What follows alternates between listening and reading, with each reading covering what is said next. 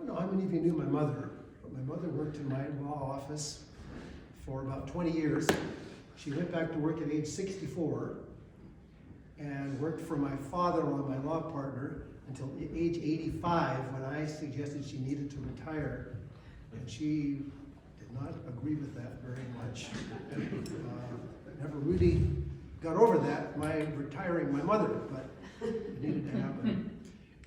Before that, she had worked as a bookkeeper for Baylor's Ice Cream, which for those of you who remember, it was right across the street. Mrs. Baylor was my great aunt, and my mom was her bookkeeper. My mom worked for my law partner, who did mostly probates, and my mom handled the whole thing for him. He spent a lot of time at Swan Lake in later years, and my mom just handled his practice very nicely. So she was a very organized person. She passed away, and I was the personal representative and thought I had done my job very nicely. She had a condo over in the Meadowlark area, and my sister Charmin, about 6 months after she died, was throwing away things. And there was a cardboard box in the back closet that she just about threw away. She said, well, better check this one more time. Found a life insurance policy in there. My mom had a modest estate, and that life insurance policy made quite a bit of difference in terms of the size of her estate. And I thought to myself at that time, here's a lady who was very detail-oriented, smart person, by the way, worked in probates for many years, modest estate, and we still almost lost one of the major assets in her estate. What are the chances for people who have larger estates with all kinds of moving parts of actually keeping track of everything? Really raised a question in my mind. That's one story. Second story involves my dad. Probably nobody here knew my dad. Maybe Turner knew my dad. But my dad and I spent every weekend from about my age 8 up through the end of law school working on whichever farm my dad had at that time, starting out at Ulm, ending up at Shelby. My dad was the best man for my wedding. We spent a lot of time together. My dad died in 1997, and even though I thought knew him very well, I didn't know him very well. When he was gone, I had so many questions for him, and I had so many questions about his life that were unanswered, that it was very saddening to me. So I'm searching around for remnants of his life, of what he left, and in the garage I found a metal box, a little box, kind of beaten up, kind of a tin-looking thing, which turned out to be a box where they used to sell tobacco, way back when. And it opened the box, and there's a note from my dad identifying this box as having belonged to his father-in-law, my grandfather. And I treasure that box and that note, and it still has an honored place in the garage, which is where it should be. But I don't really have anything else physical-wise from my dad other than the memories. They're great, but I wanted more. Well, those two stories are kind of at the bottom of why I invited you here today. In estate planning, with our office, most people have trusts. And the trusts are, I think, the best way we can plan, but the pain in the rear end part of it is we have to align all our assets with the trust, and that's a lot of work. We go to a lot of work to make that happen, to make sure we identify the assets. And if I may say so, we've done a pretty good job usually. It takes a while to do it, but we usually do that. But we don't get down necessarily all the way to the details that we could. And I'd like to up our game. The Peace of Mind Protector program that you're members of, I think we have two main goals. One of them is to make sure your plan's going to work the way you want it to work. And with a trust, that means we have to have the assets identified, and we need to have the nuts and bolts in a place that those we leave behind can do their job without a total stress, mess, mucky situation. That's number one. And the other goal of the Peace of Mind Protector program, other than making sure your plan's going to work, is to help you over time deepen your planning, to maybe take it to another level. A lot of times we'll spend 2 or 3 or 4 meetings with clients figuring out what their plan's going to be, and then we'll have meetings, look at the documents, share it with the family. Pretty detailed process. but there's only so much you can do initially. And over time, the Peace of Mind Protector program, I'm thinking, is a way for us to talk about other aspects of planning that you might want to include in your plan. Maybe not, maybe yet, but at least talk about those as possibilities. So when I think about the Peace of Mind Protector program, that's what I think we're trying to accomplish. Well, to help us do a better job, for the longest time, I wondered how we can put together documents and get a process going to get more detailed asset information. Talk, talk, talk, no action. As far as the issue with regard to my dad and understanding what his life meant and so on, we put on a workshop as part of the Peace of Mind Protector program, I don't know, maybe 5, 6, 7 years ago, on a topic called ethical wills, which has to do with leaving what we leave behind to our family of a non-financial nature. And that was well received, but I think it was overwhelming for people. It was just too much, and we didn't have very many clients actually prepare ethical wills. But we made a step. Well, in December, I came across a tool that accomplishes both of those purposes. And it's already done, so I don't have to do anything. And it's called the Family Love Letter. It's written by another estate planning lawyer. I don't forget now where this guy is from. I'm going to say the Midwest or something. And it has all kinds of nooks and crannies in it to help you identify your assets, to realize what you should be looking for and thinking about in terms of the nuts and bolts of your planning. And at the end, it has actually it's only a one-page form, but it has some extra description of helping you identify your legacy and getting something down on paper that your kids or your grandkids or whoever you would like to know about you can have something to start with. So I would like today to talk a little bit about some of these issues, and then at the end of the meeting, I'd like to give you guys a copy of the Family Love Letter, and then I'd like to invite you to do whatever with it you can and you want to, and know that we in our office are willing, able, anxious to help you in any way we can. So that, let's say within 6 months or 8 months or 5 months, 4 months, you've gathered the information in the Family Love Letter about nuts and bolts, about specific assets, and you've also started capturing some ideas about your legacy that you can share with the family. That's what I have in mind. So, in the Family Love Letter, we're talking first of all about assets. In our estate planning process, we have this asset spreadsheet that does a pretty good job of gathering assets, information about your main assets, but it doesn't talk about safe deposit boxes. And that's a real pain in the rear end if there's a safe deposit box that you have where you have your documents, for instance, and no one has access to that. Or we don't know that you have a safe deposit box at this bank because you bank at another bank. It'd be nice if we could capture that information. Bank accounts. We have one client, a lady from Bozeman. Her dad was I don't want to say small-time businessman, but he had a lot of different business ventures, and he was traveling all over this country from Great Falls, north and east, and I think every time he went to a town, he opened a bank account. And this guy had bank accounts everywhere. Well, that's great assets for the family.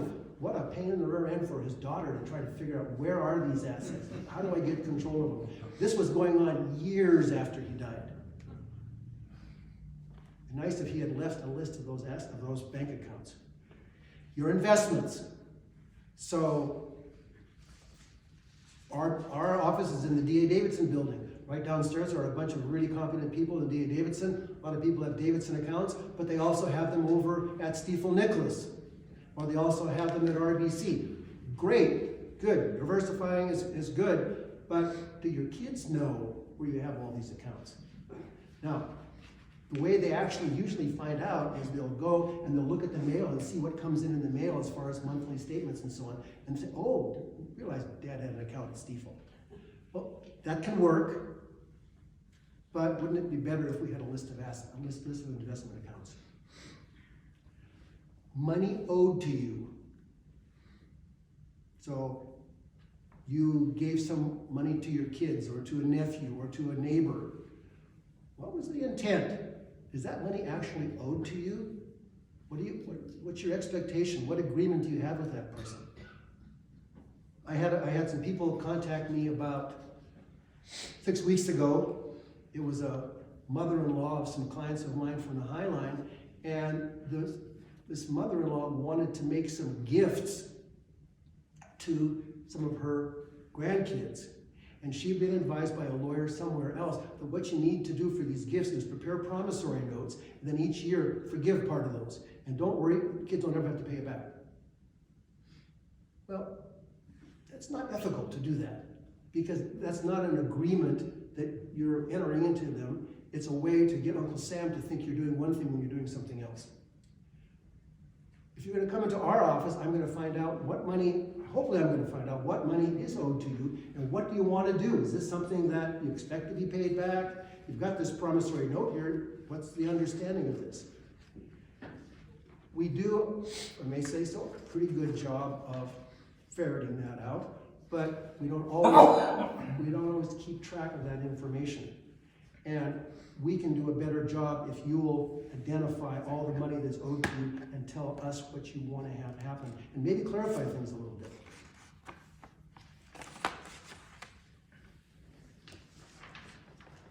Assets in someone else's possession. I thought about this earlier, and I thought about some clients whom I know and like very much, who brought a car back from Japan, and it's in the possession, or was in the possession of a friend in a container. Well, these clients luckily were very businesslike and documented this. But not everybody's that businesslike. And if you have assets that somebody else is storing for you, or somebody else you loaned and they haven't brought it back yet, that can slip through the cracks very easily. And if it's an asset with a lot of value, that's not really how we want our kids or our heirs to be able to benefit from our estate. Collectibles. It's amazing how many people have collections, and it's amazing what they collect. And those collections are often very valuable, but who knows anything about a lot of these collections? So when people come into our office to do a trust administration or a probate, and their person who passed away has a collection, part of our job is to figure out, what is this thing worth? How do you even approach this? Well, if the deceased person had listed out the collection, given information about it, including what they thought it was worth, and they said who they would suggest their heirs or their personal representative or trustee go to get help in dealing with it, that would be a big help to the family and to the lawyers who are making this all happen. Here's one I didn't even think of until I looked at the family love letter. Frequent flyer miles. That's an asset. Okay? Let's make sure we don't lose track of that. Tell your family where your important records are. This is really important. And might be in a safe deposit box. I don't really like safe deposit boxes for the reason we were talking about 10 minutes ago. A lot of times we can't get into them. But where do we keep our records? One of the reasons I like the Peace of Mind Protector program is over time, mom and dad may invite the kids into the meetings, and we can have a discussion, and the kids get more involved in mom and dad's planning. And part of that can get to be the point to say, well, okay, if something happens to us, Johnny, here's where our trust binder is. Here's where we keep our bank records. Here's where our investment accounts are. Just where the documents are. A lot of times it's clear, but sometimes it's not clear. So there's a real value communicating that. Tell your family what to do with your pets. We have some clients up in the Flathead, Kalispell. Actually, the woman has since died, but a couple came to me and they said, this is the second marriage for both of us. We both have kids elsewhere. We don't want to have them have to come to Kalispell and deal with our affairs. So Keith, we'd like you to administer our estate, which I didn't really want to do, but okay, I said I would. I'd be a trustee for them. But we're really concerned about our 7 dogs, which I since have met. and they're all about this size. And I don't really know I call them yappers. I don't really know my yappers too well, but it's like Shih Tzu or something like, I don't know, one of those kind of dogs. We really want to make sure that when we're gone, those dogs can stay together, because they're a big happy family, and they're well taken care of. And we have talked to people who can step in. So if Keith, our neighbor down the road, they'll come and take care of the dogs right away if something happens, because you're in Great Falls, it took you a while to get up there. And then our veterinarian will help you place the dogs with someone that would take care of them.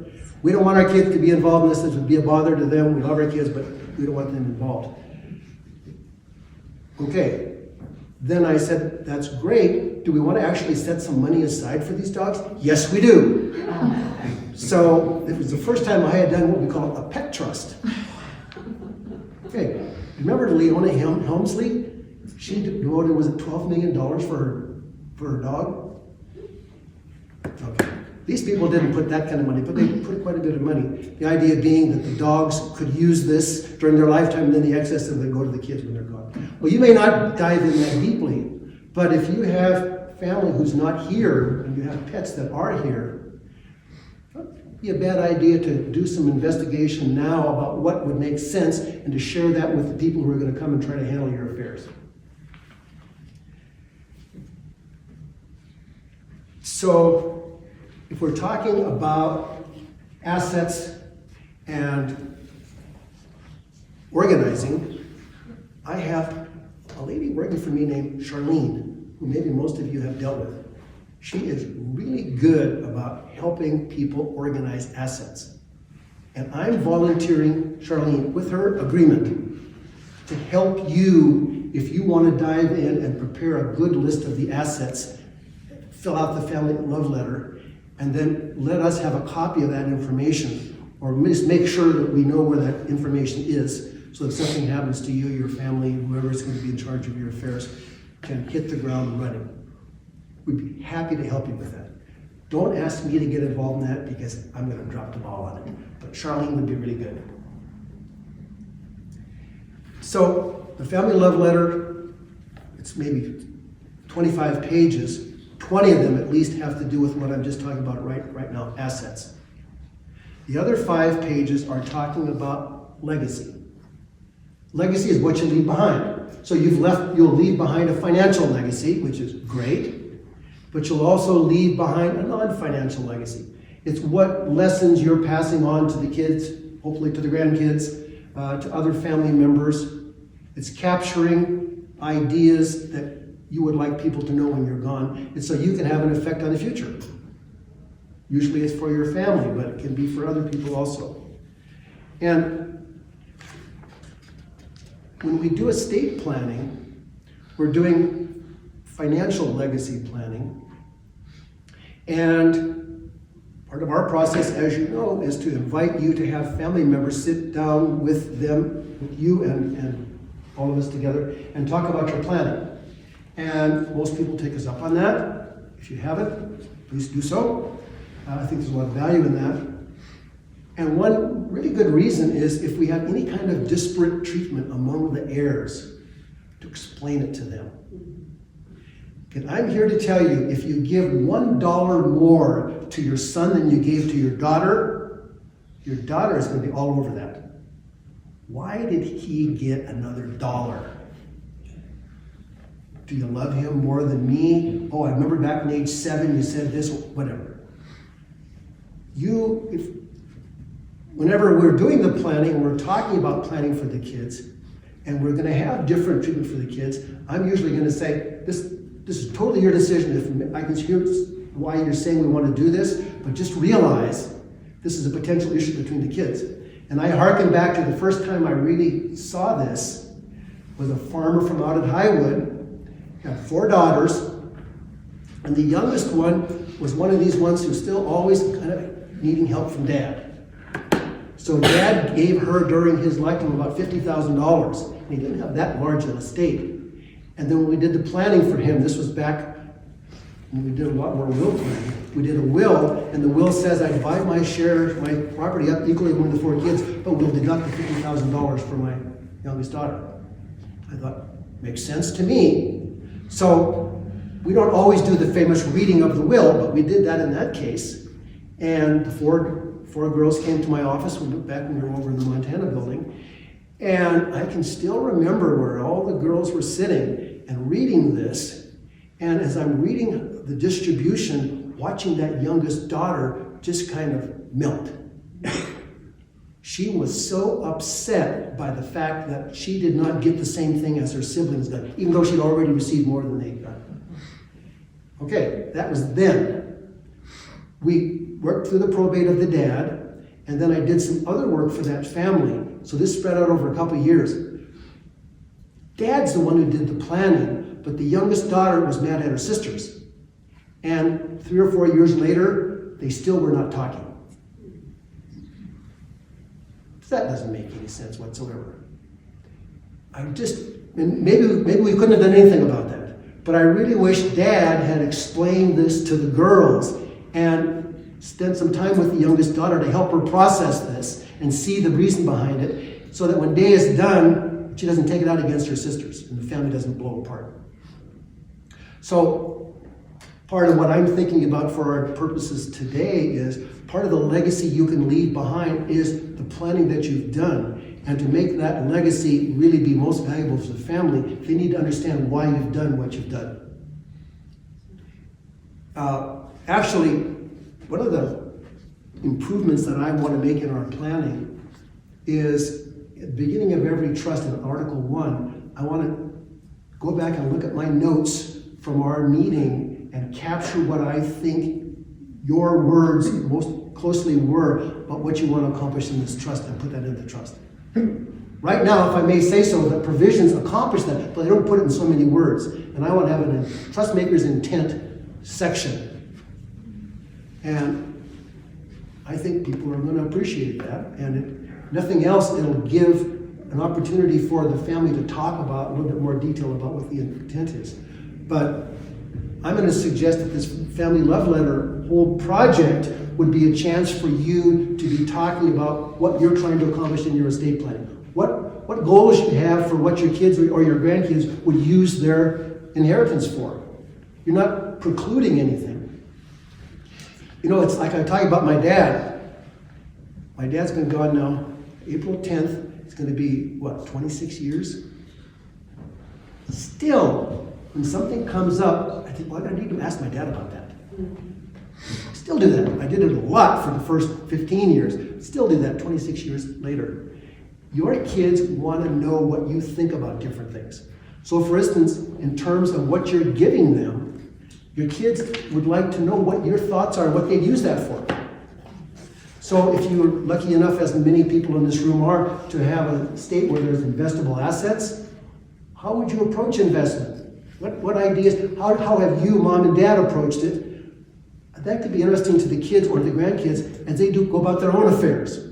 Not only dealing with what you've passed on to them, but what they're able to scratch together themselves. That would be valuable.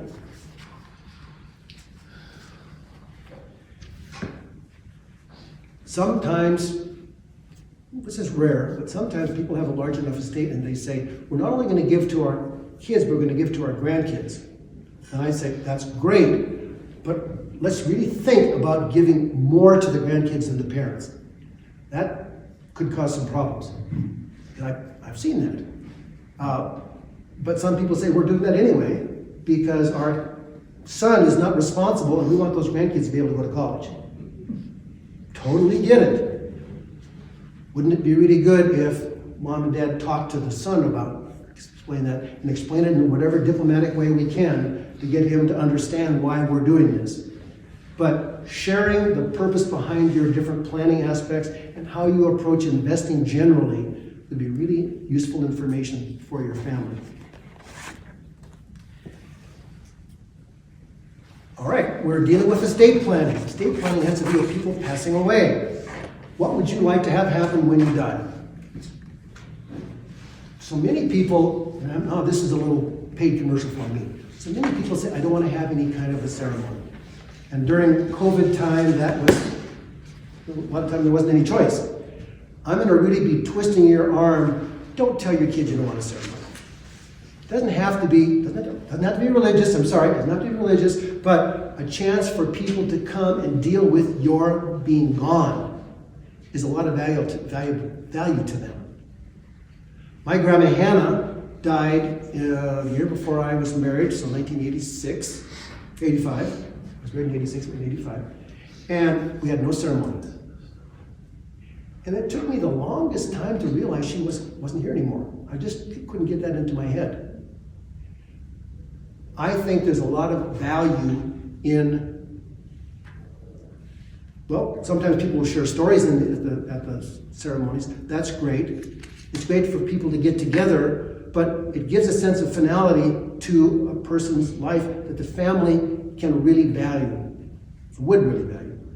And I've got some people in the audience who probably talk more about this than I could, a lot more eloquently.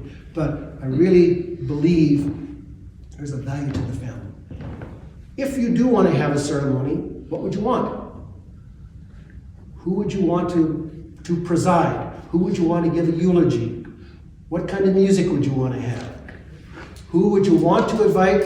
Who might you want not to invite? Something that can be accomplished. Who should the pallbearers be? And if you want to be cremated, who would the honorary pallbearers be? That's important.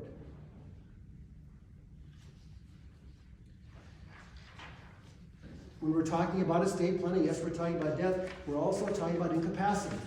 So you may recall, if you met with me and if you met with John, maybe he said the same thing. One of the benefits of a trust-based plan is it deals with what happens if you become incapacitated, just like what happens if you die. You maintain more control. Well, if you become incapacitated, you have a stroke, you're not able to speak anymore, we're not finding out probably too much more about what you would like to have happen with your assets, with this, with that, and so on. If you capture that information in a family love letter form, now who needs to step in, your successor trustee, or if you actually need to get a guardian, whoever's going to be in charge of your affairs has a better chance of doing what you want them to do.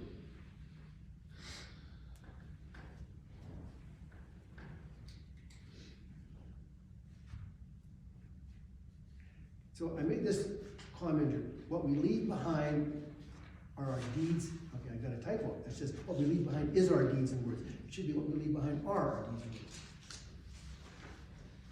My dad one time said something along the lines of, every person you meet has something valuable to add. He said that one time, but I never forgot it because my dad was a workaholic. He worked 7 days a week, every day. He worked a day job and he worked out on his farm at night, but he always had time to talk to people. And I'm not as good about that. I get all busy doing it, I think I don't have the time. He always had the time to stop and chat with the neighbor or talk to the person in the store or whatever. And that's because he valued people. And I want to pass that on to my daughter Hannah. I don't really have to because somehow she managed to inherit that. But I want to let her know that she shares that with her grandfather and reinforce that in her to maximize the chance she'll share that with other people.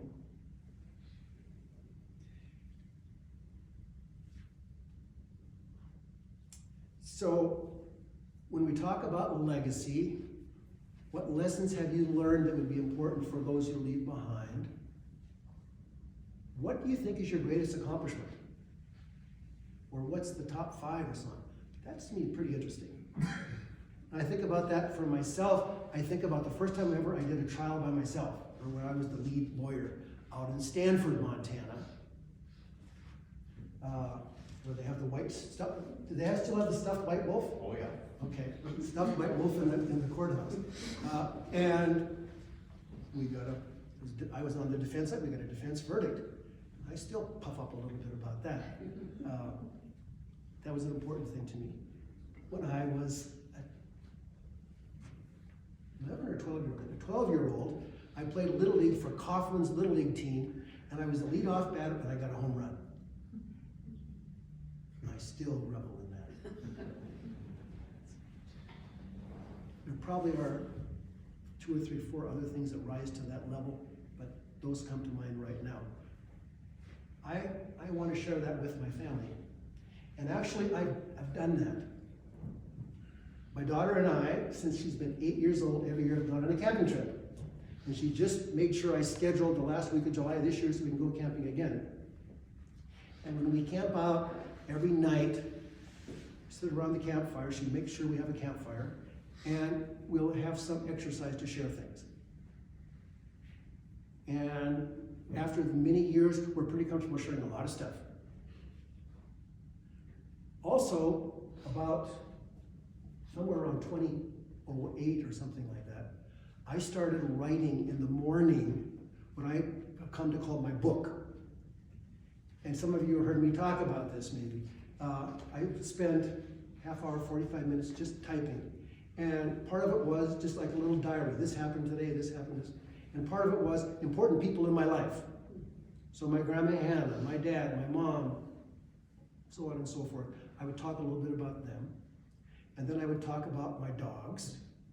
My first dog, Fritzy, and then my dog, Laska, and so talk about them. And then I would talk about life's important issues. And I told Hannah about this, that I was writing this. And I mentioned it again here 2 weeks ago when we saw Hannah. She said, Dana, when are you going to finally share that book? And I'm thinking to myself, do I want to do that now or not? It's pretty personal stuff. I feel it's one thing to leave it to Hannah when I'm gone, another thing to have her read it when I'm still here. And what do I think about Becky reading this, my wife? What did I write about Becky, by the way? I better go back and look at that and make sure it's not too, whatever it could be.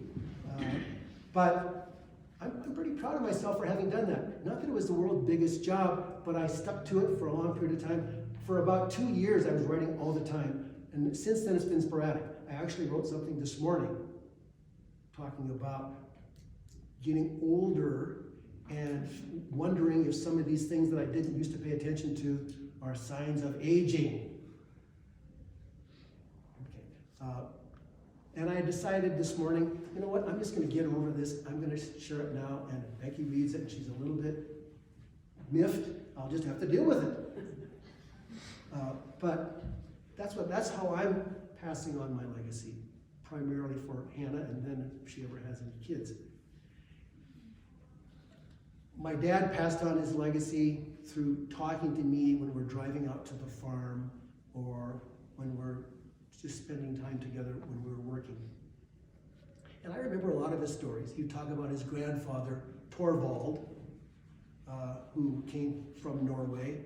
He was a stonemason and the world's worst driver, apparently. And this just drove my dad crazy. But very hard worker. And my dad was very close to him because my dad's parents got divorced when my dad was 6 years old. So he was raised by his grandparents. And I remember, I'll just pass one little story about my dad. He's living with his grandparents up north of Dutton, or northwest of Dutton, and it's evening time, and they're getting ready to have dinner, and they see a cattle train coming by, not a train, but a herd of cows. Somebody was moving a herd of cows. And my dad got on his horse and went out and joined these people.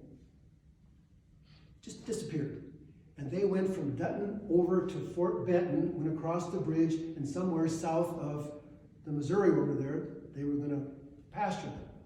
My dad left them there, got paid some money, came into town, spent some period of time in Great Falls as a young kid, came back out to the farm, and walked in the door, and his granddad said something about some chore needing to be done.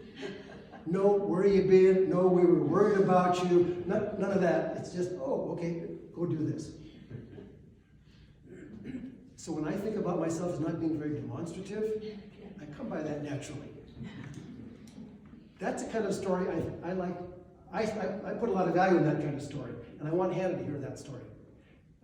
Maybe it helps her understand me a little bit, but I think it's just how different life was back then from what it is right now. Now, when Hannah was going to go to elementary school, she couldn't walk to school. Becky had to drive her to school.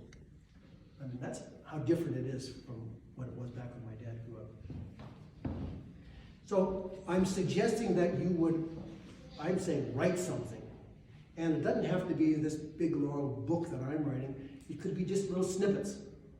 My grandmother, Hannah, I also was very close to her. I was the oldest grandchild. She took me on lots of drives and so on. And when I was in college, she sent me $100 a month, which $100 was a lot of money back then. And that was pretty darn nice. And she might have a little baby note, but she didn't write very much. When she passed away, I found a notebook that had articles that she clipped out of the paper and she wrote a little bit below them. That's the memento I had for her. I've read through that thing a dozen times, trying to understand a little bit what was important to her and why she clipped out this, clipped out that, so on. So anything in writing is great. But today, almost everybody has one of these little things. And you know what? These are great tools to capture legacy. Because you can record yourself and you can take videos. Just like Tally's doing right now, taking a video of me. By the way, we're taking that camera because we want to share this with other people who didn't come today. Peace of Men Protector Program people. And we won't show you on the camera unless we have your permission to do so. But not that tough to spend a little bit of time just talking about what Grandpa Bob did when you were a little girl or whatever it was, and share some things through this medium. And if you don't know how to get it off the phone, your daughter or your granddaughter does.